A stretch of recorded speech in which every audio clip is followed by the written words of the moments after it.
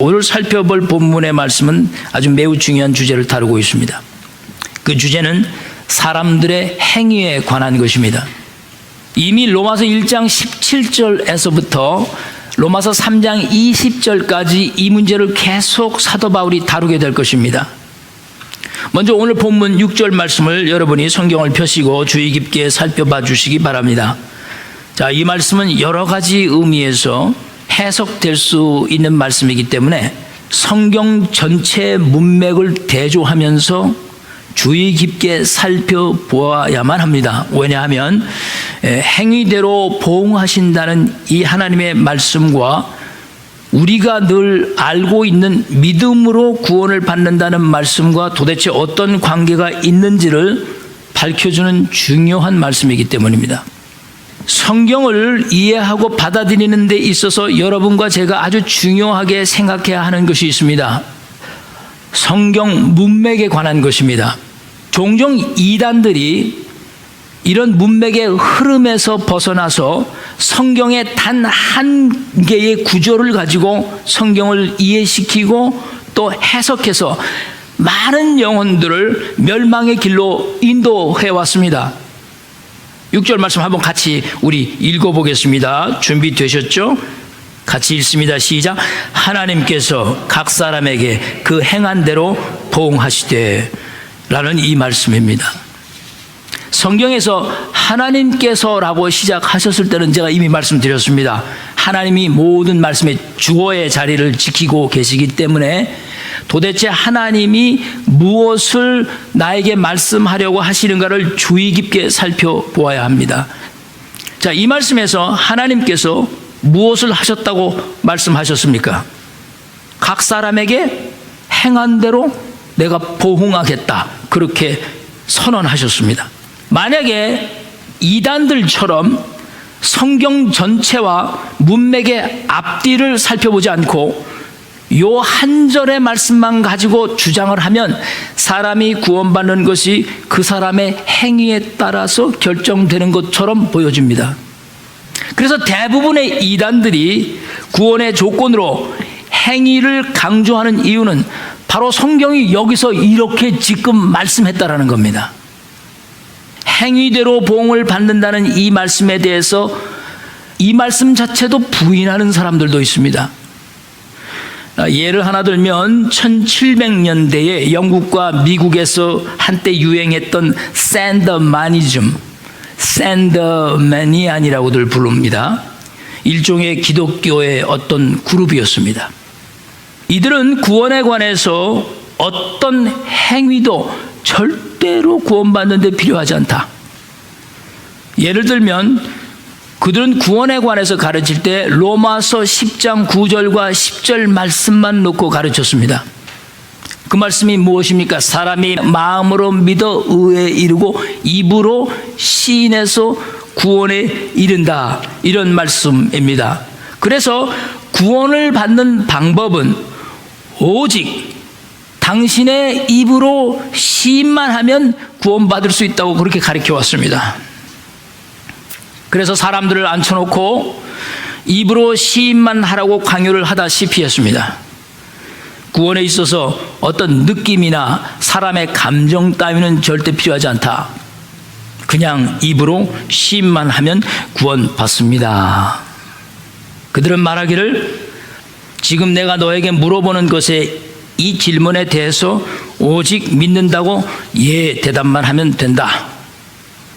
예수를 믿으십니까? 예. 오늘 이 순간 당신은 구원받았습니다. 얼마나 많은 사람들이 한 영혼을 전도할 때 로마서 10장 9절에 10절의 말씀을 가지고 입으로 시인만 하면 구원을 얻는다고 생각해 왔습니까? 이것이 정말 성경이 말하는 구원입니까? 이렇게 입으로 시인만 하면 구원을 얻는다고 생각하는 이 상태가 지난 시간에 우리가 이미 살펴본 하나님의 인자하심의 그 진정한 목적이 회개라는 것을 깨닫는데 매우 어렵게 만들어 놓는 것입니다. 사도 바울이 오늘 6절 말씀에서 하나님께서 각 사람에게 그 행한 대로 보응하신다라고 말씀한 근본적인 이유는 사람의 구원이 행위로 결정된다는 뜻으로 말씀한 것이 절대 아닙니다. 오늘날 입으로만 구원을 받는다고 생각하는 이 샌더매니안 같은 사람들이 너무나 우리 주위에 많다는 사실입니다. 제가 여러분과 읽은 마태복음 25장에는 이런 구원의 입심의 문제에 대해서, 말로 구원받는다는 문제에 대해서 예수님께서 여러분과 나에게 충격적인 비유의 말씀을 하셨습니다. 자, 우리 마태복음 25장으로 가셔서 교독하신 말씀을 다시 한번 펴보십시다. 어떤 비유의 말씀을 하셨습니까? 여러분도 너무나 잘 아시는 양과 염소의 비유 아닙니까?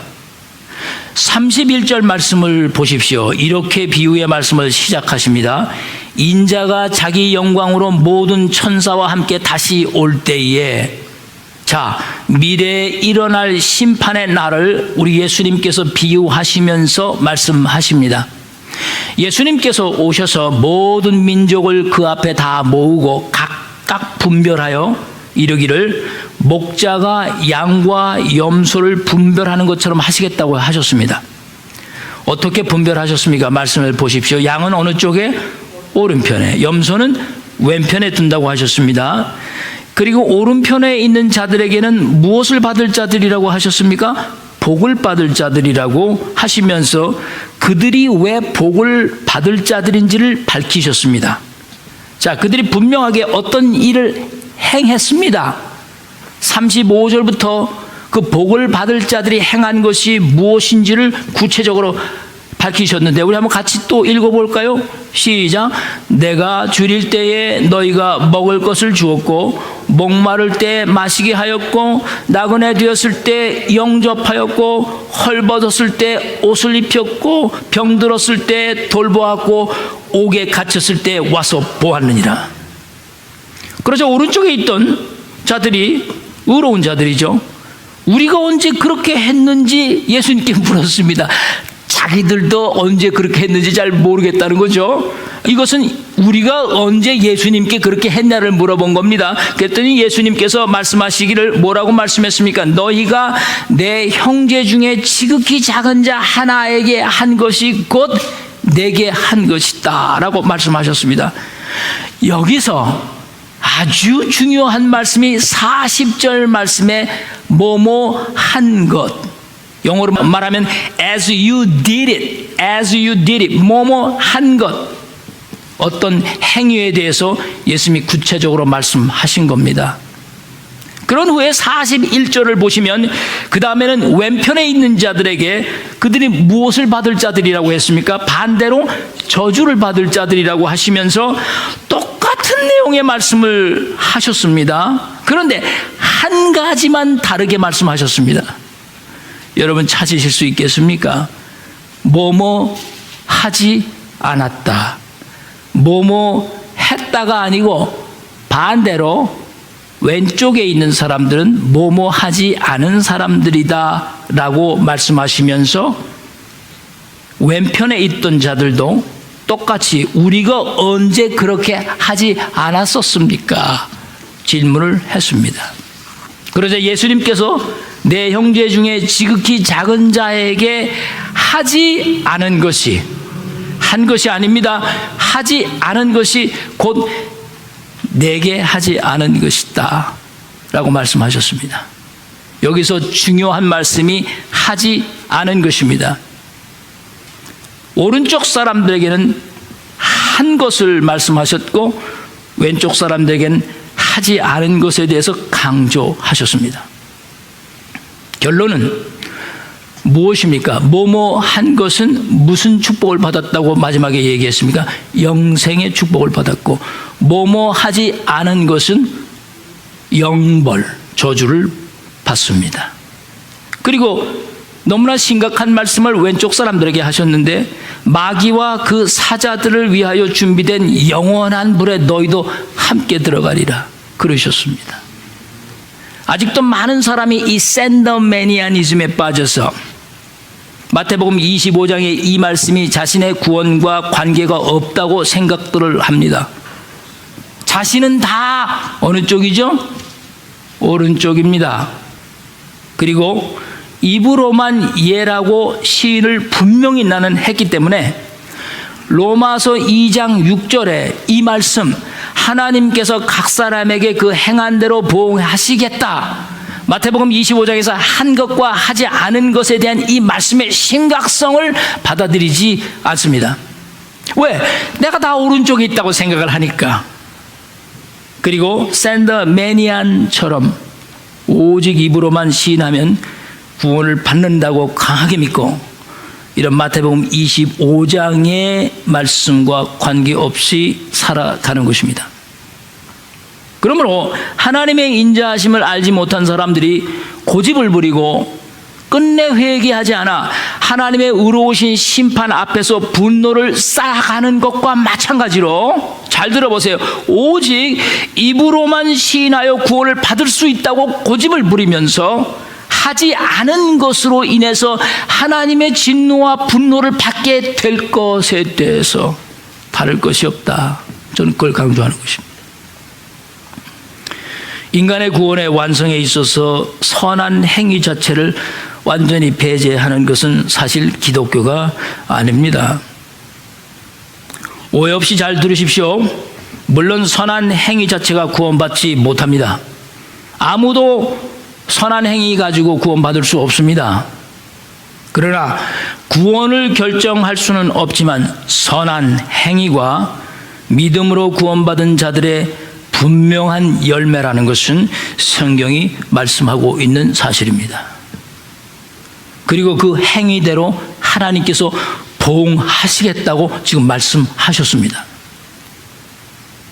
저도 대학생 시절에 복음의 열정이 굉장히 뜨거웠습니다. 그때로 간혹 돌아가고 싶은 생각이 있어요. 그래서 그 복음의 열정으로 한 명이라도 더 구원하겠다고 선교 활동 다니고 병원 돌아다니면서 뭐 찬양도 하고 말이야, 별의별 일을 다 했습니다. 사역을. 그러면서 입으로만 시인하면 구원을 받는다고 저도 생각하고, 전도할 때 어떻게 해서든지 전도 대상자 입에서 예스라는 말이 나오도록 온갖 수단과 방법을 다 동원했었던 적이 있었습니다. 솔직히 말하면 그때는 제가 성경도 제대로 펴보지도 않고 제대로 읽어보지도 않고 그저 그렇게만 하면 구원을 얻는 줄 알고 생각하고 한 겁니다. 만약에 그때 그 젊은 나이에 내가 성경을 더 지금만큼만 더 깊이 알고 바르게 깨달았었더라면 입으로 시인을 시킨 후에 선한 행실과 구원과의 관계가 무엇인지 구체적으로 가르쳐 주었을 것입니다. 오늘날 많은 사람들이 여러 가지 이유로 인해서 성경을 읽지 않고, 성경을 읽지도 않고 성경을 알고 있고 하나님을 알고 있는 것처럼 행동하는 것에 대해서 오늘 이 본문이 강하게 질타하는 것입니다. 에베소 2장 5절에 10절의 말씀을 보면 여러분 다 교독 때 읽으셨습니다만 다시 그 말씀을 펴보십시다. 하나님께서 여러분과 저에게 왜 예수 그리스도 안에 있는 생명을 주셨는지 그 이유를 분명히 밝히지 않았습니까? 그 이유를 밝히면서 성경은 구원이 행위에서 난 것이 아님을 8절과 9절에서 우선적으로 말씀을 하셨습니다. 에베소 2장 8절과 9절을 보십시오. 너희는 그 은혜에 의하여 믿음으로 말미암아 구원을 받았으니 이것은 너희에게 난 것이 아니다, 하나님의 선물이다 라고 분명하게 말씀했어요. 행위에 난 것이 아니다.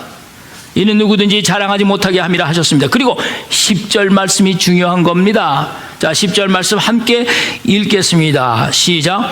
우리는 그가 만드신 바라 그리스도 예수 안에서 선한 일을 위하여 지으심을 받은 자니 이 일은 하나님이 전에 예비하사 우리로 그 가운데서 행하게 하려 하십니다.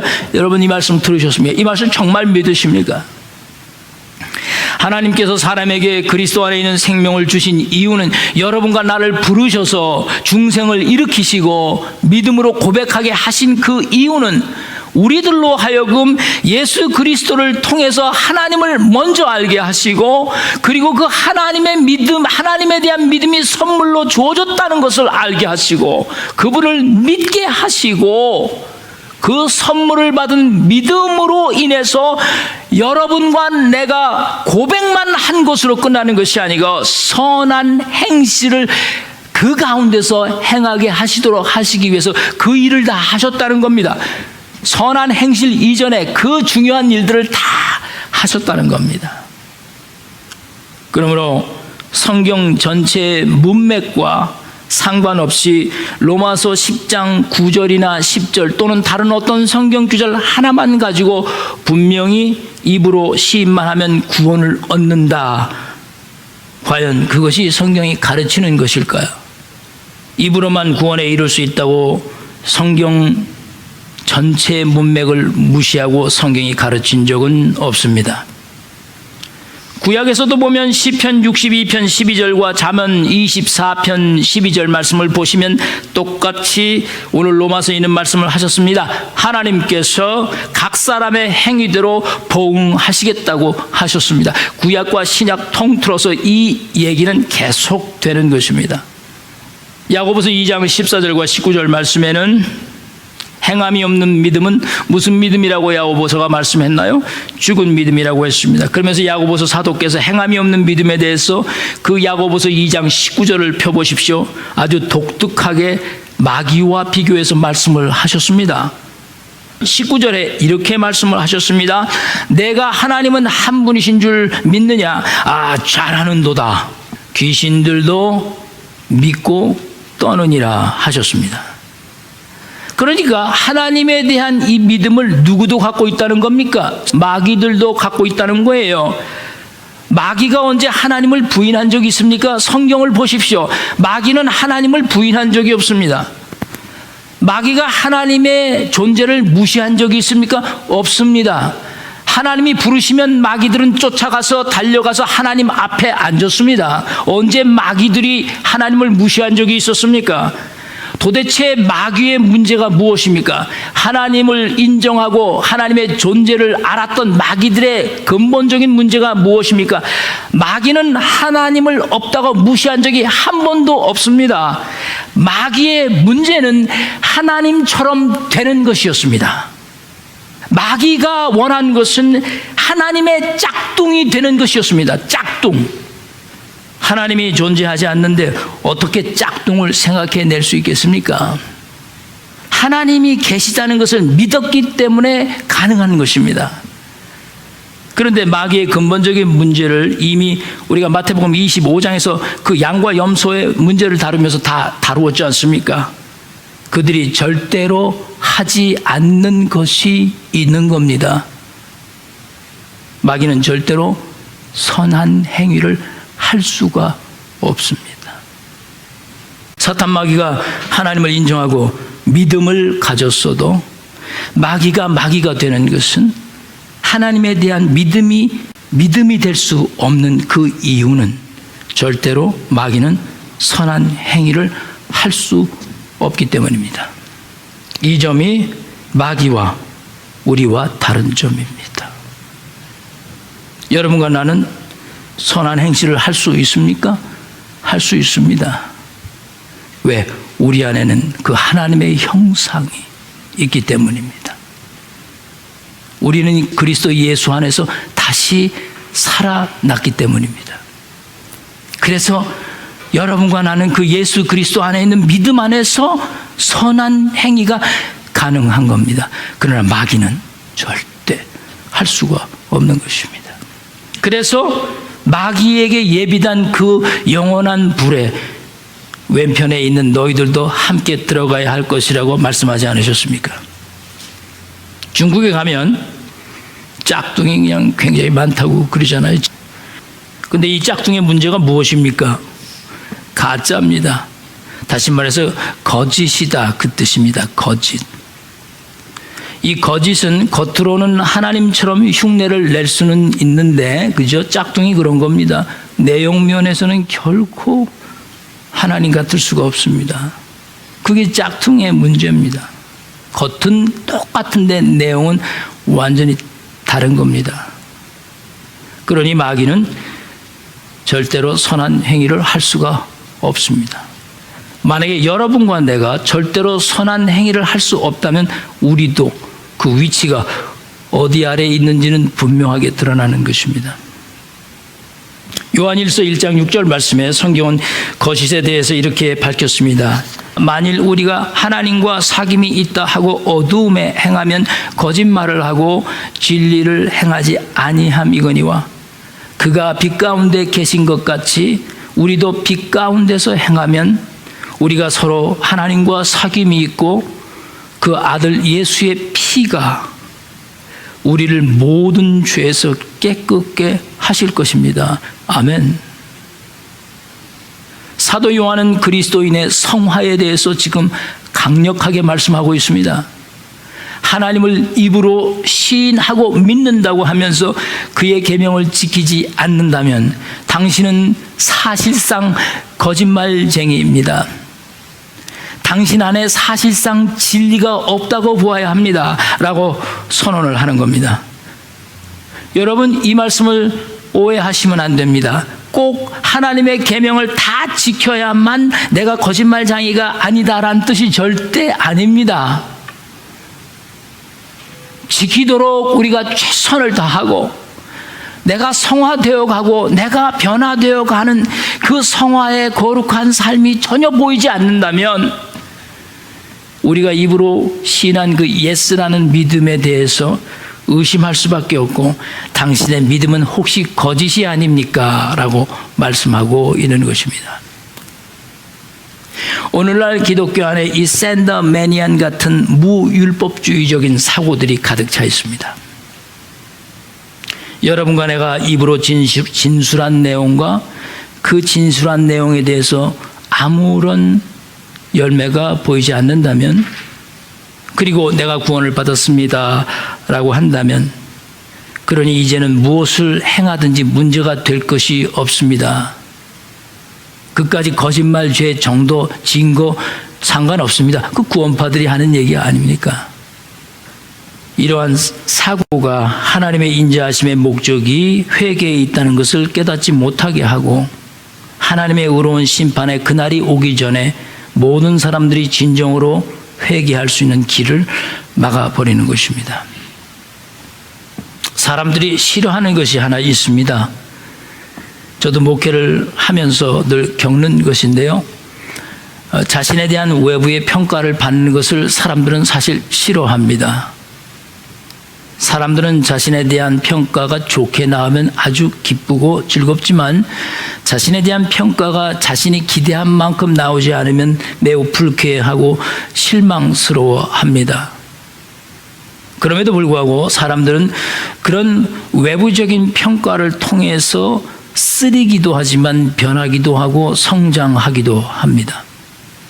대기업에서 근무해 보신 분들은 혹시 알지 모르겠지만 대기업 같은 경우에는 매년 퍼포먼스 리뷰, 다시 말하면 성과 평가서라는 것을 개별적으로 다 합니다.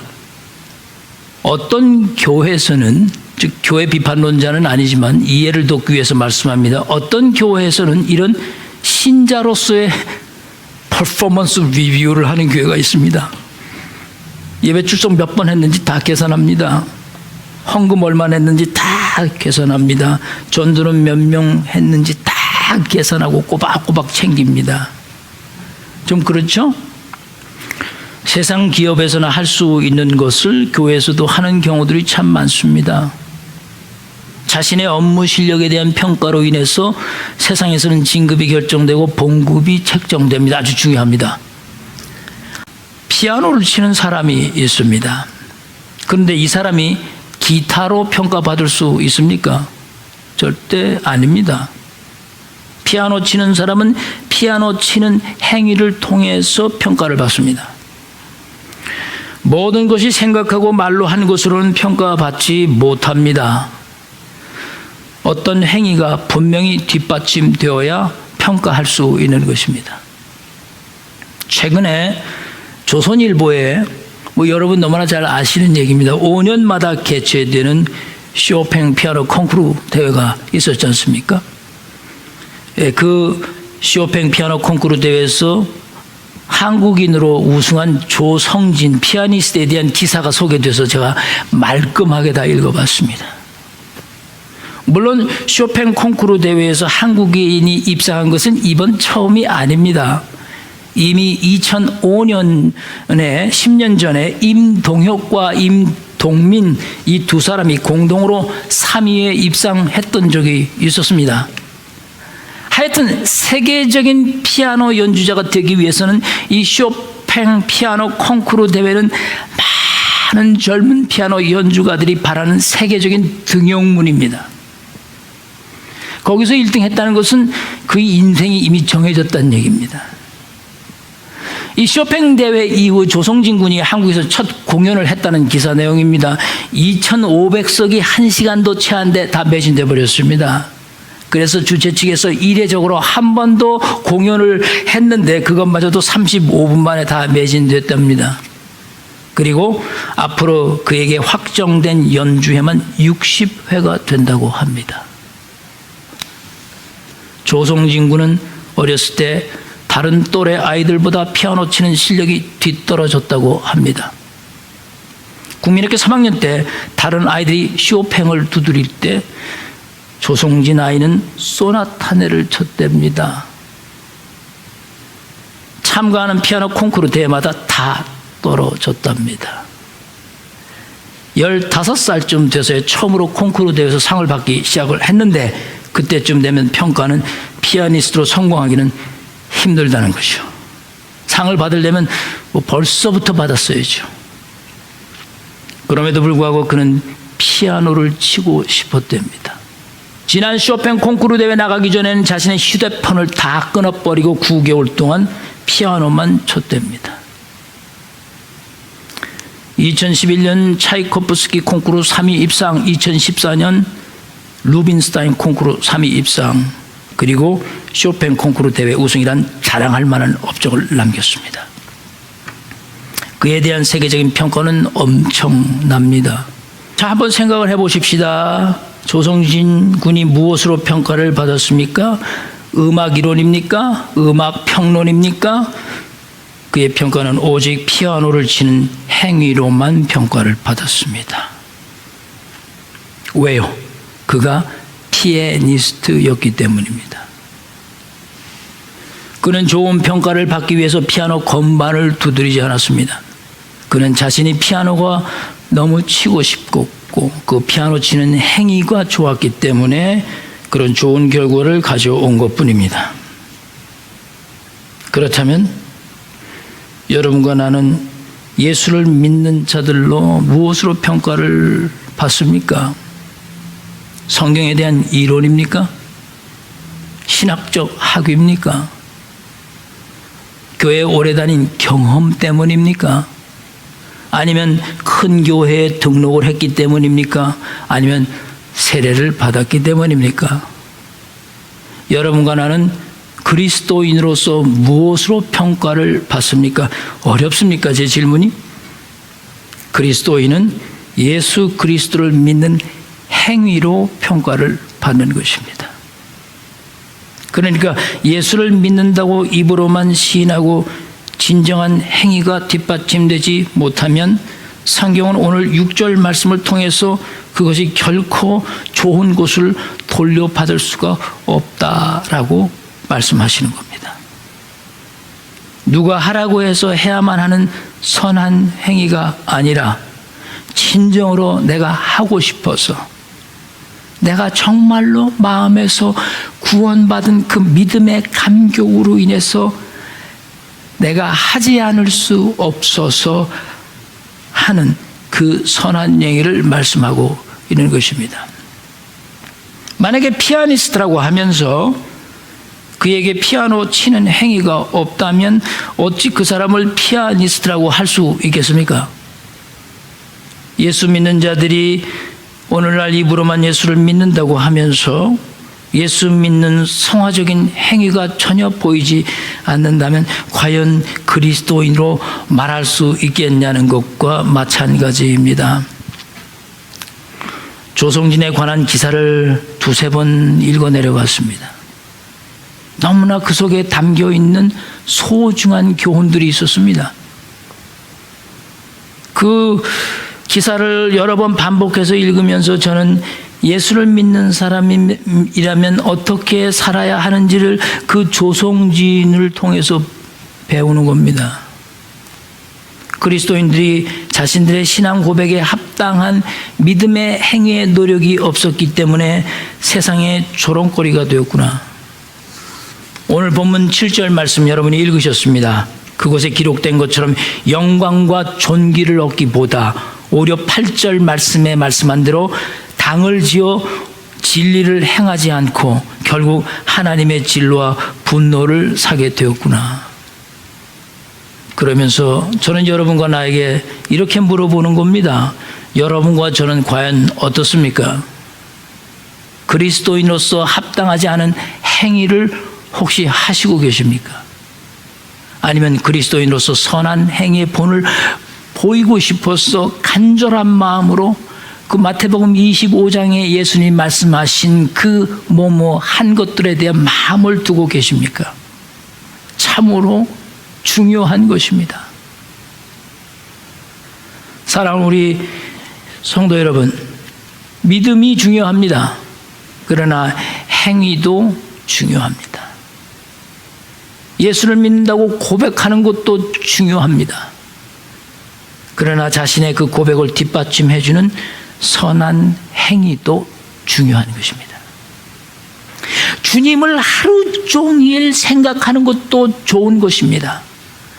그러나 생각만 하고 절대 움직이지 않는 것은 더 이상 좋은 것이 되지 못하는 것입니다. 오늘날 교회 안에 누룩처럼 번져가는 이 행위가 없는 믿음만 강조하는 이 무율법주의적인 기독교인들 때문에 기독교가 상당히 빛을 발하지 않았습니까? 우리도 그런 교회를 만드시고 싶으십니까? 우리도 그런 교인들이 되시고 싶으십니까? 샌더매니안 같은 믿음을 잘못 이해하고 변형한 사람들 때문에 믿음의 행위의 가치가 손상이 되고 행위는 구원과 관계없다는 이유를 들어 모두 이단으로 몰아붙였습니다. 그리고 구원은 오직 마음으로 믿어 입으로만 시인만 하면 된다고 부분적인 복음만을 강조해 오면서 기독교가 큰 함정에 빠져들게 된 것입니다. 오늘날 대부분의 기독교인들의 마음에 두지 않고 있는 이 오늘 본문 6절 말씀, 하나님께서 각 사람에게 행위대로 부응하신다는 이 말씀을 여러분과 나는 다시 우리 마음에 새기고 선한 행실을 하기 위해 노력해야 하는 것입니다. 하나님은 믿음으로 구원을 받아도 우리가 그 믿음에 합당한 열매를 거두었는지 그날에 평가하시겠다고 하셨습니다.